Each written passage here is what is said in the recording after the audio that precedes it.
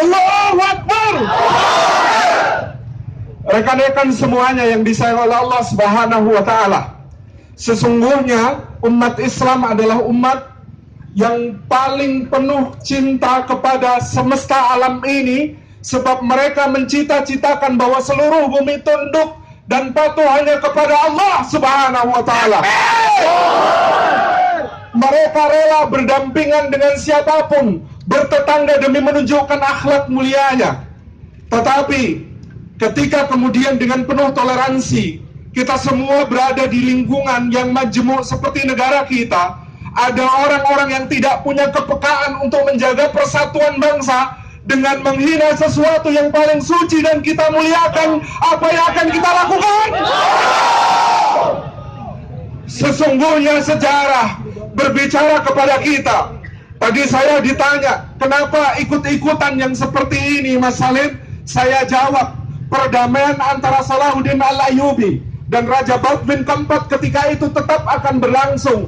Tetapi Salahuddin memberi satu syarat. Apa itu? Reinhard de Chatillon, orang yang paling banyak melakukan kejahatan, mengusiri kaum muslimin dari kampung-kampungnya, merapaki orang-orang yang berhaji ketika itu ke Baitullah, dan melakukan penistaan kepada ayat-ayat suci, diserahkan kepada hukum. Allahu Akbar.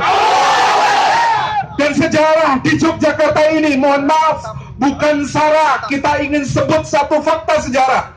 Tahu kenapa saudara-saudara Tionghoa tidak punya hak milik di wilayah Yogyakarta? Hanya mereka diberi hak guna bangunan semata-mata. Mohon maaf, ini fakta sejarah yang harus dilihat dan diakui.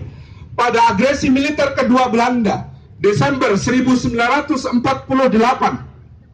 komunitas Tionghoa yang ada di Yogyakarta memberikan sokongan kepada para agresor Belanda itu.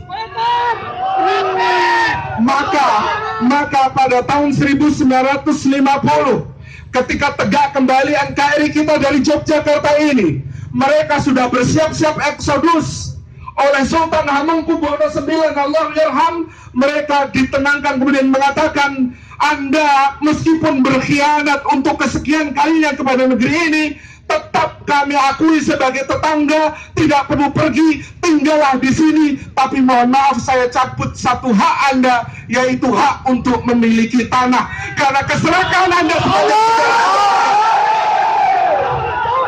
inilah kenapa kita punya keistimewaan di Yogyakarta ini. Orang-orang yang punya sejak awal mental serakah dibatasi keserakahannya.